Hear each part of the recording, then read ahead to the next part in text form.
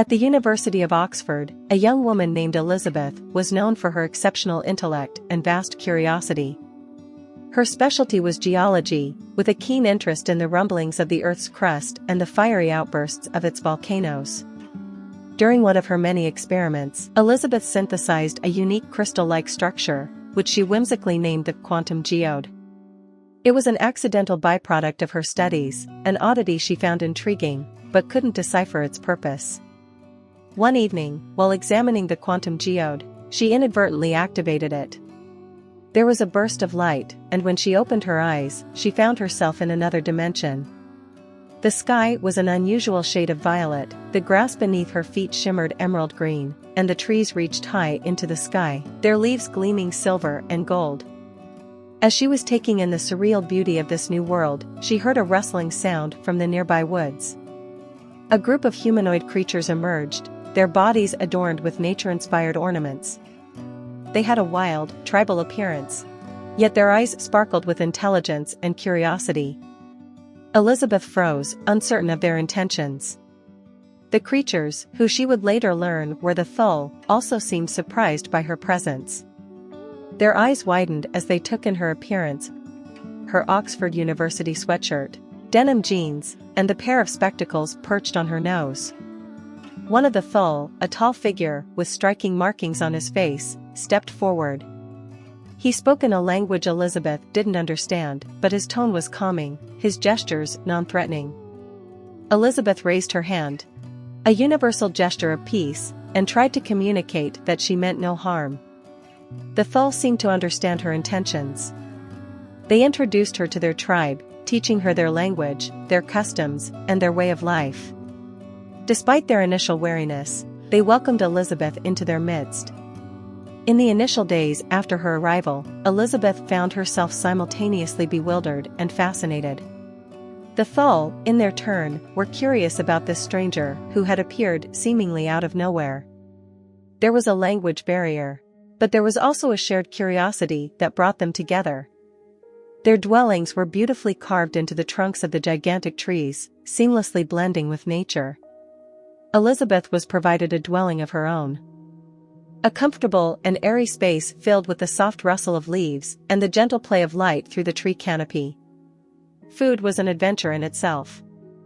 The Thûl were foragers, and their diet consisted of a variety of fruits, vegetables, nuts, and the occasional hunted game. Elizabeth was introduced to flavors she had never encountered before. Some were deliciously sweet, others had a tangy zest, and a few were so spicy that they made her eyes water. The Thûl communicated using a series of sounds and gestures. Elizabeth spent her days learning their language, trying to mimic the sounds they made, the movements they used.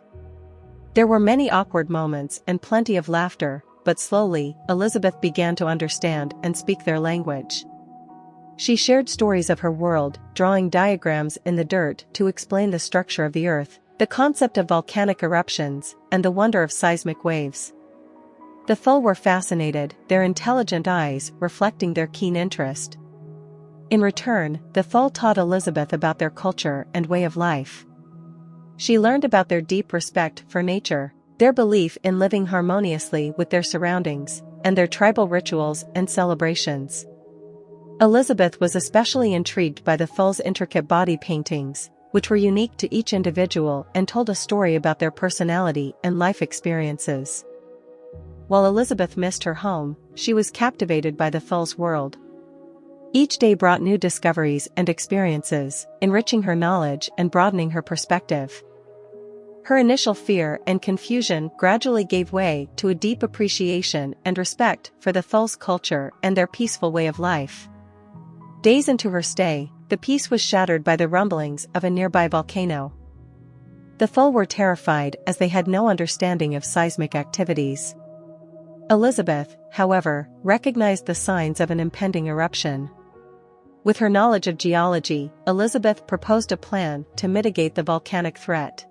The plan involved releasing the building pressure inside the volcano in controlled bursts.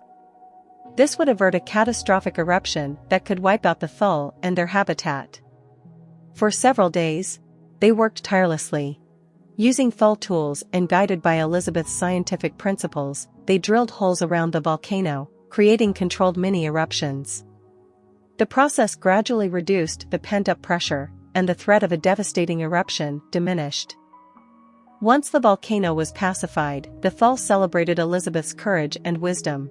She had saved them from impending doom, and they hailed her as their hero. Elizabeth had another task ahead. She needed to return home. The solution lay in the unusual mineral yttrium. Abundant in this dimension, but located in the perilous territory of a fearsome beast known as the Mythka. Elizabeth, with a group of brave Thûl volunteers, decided to retrieve the mineral. Using their knowledge of the land, the Thûl guided Elizabeth through dense foliage and treacherous terrain. After several days of travel, they reached the cave. The entrance was marked by large claw marks, a silent testament to the Mythka's power. The Thûl and Elizabeth developed a plan to distract the Mythka while they collected the yttrium.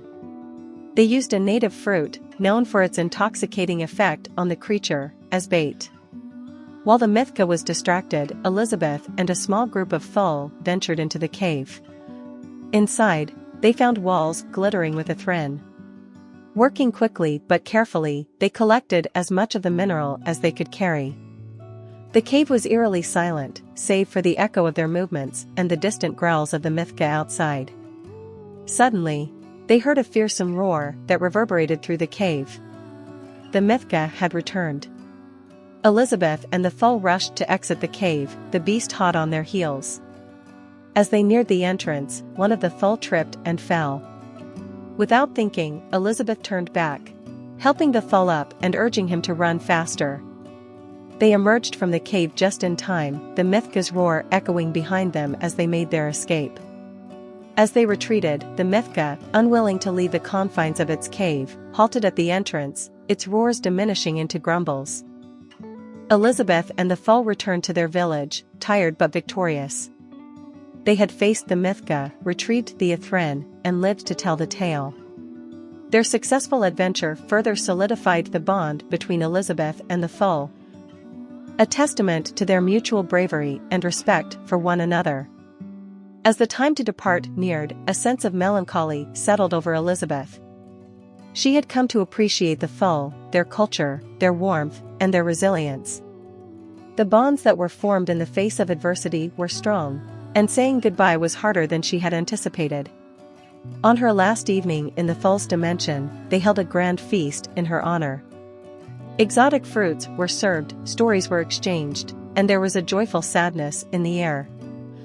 The Thûl presented Elizabeth with tokens of their appreciation, including a beautifully crafted necklace of their unique minerals and a series of intricate body paintings to commemorate her bravery during the Mythka encounter. She spent the night exchanging words of farewell with each Thûl member, expressing her gratitude and promising to remember them always. The Thûl, in turn, thanked her for sharing her knowledge and saving their world. They wished her safe travels and good fortune, their eyes glowing with sincere respect and admiration. As dawn broke, it was time for Elizabeth to leave. She clutched the Quantum Geode, her heart heavy with the weight of departure. Turning to face the Thûl one last time, she offered a traditional Thûl farewell gesture, a hand over her heart, then extended towards them. "Thank you," she said, her voice echoing in the early morning calm. "For everything." The Thûl responded in kind, their voices rising in a chorus of farewell. The air shimmered around Elizabeth as she activated the Quantum Geode, and with one last wave, she was gone, leaving the Thûl standing in the soft glow of the rising sun, their hearts filled with gratitude for the human who had saved them. Elizabeth recharged the Quantum Geode, bid a heartfelt farewell to her Thûl friends, and activated the geode. In a burst of light, she was back in the University of Oxford, surrounded by her books and papers. Her experiences in the other dimension enriched her understanding of geology and gave her a newfound appreciation for her field. Elizabeth, the young woman from Oxford, became a hero in a world beyond our own, demonstrating the power of knowledge, courage, and friendship. Her story is a testament to the unexpected and extraordinary adventures that can lie hidden within the pursuit of knowledge.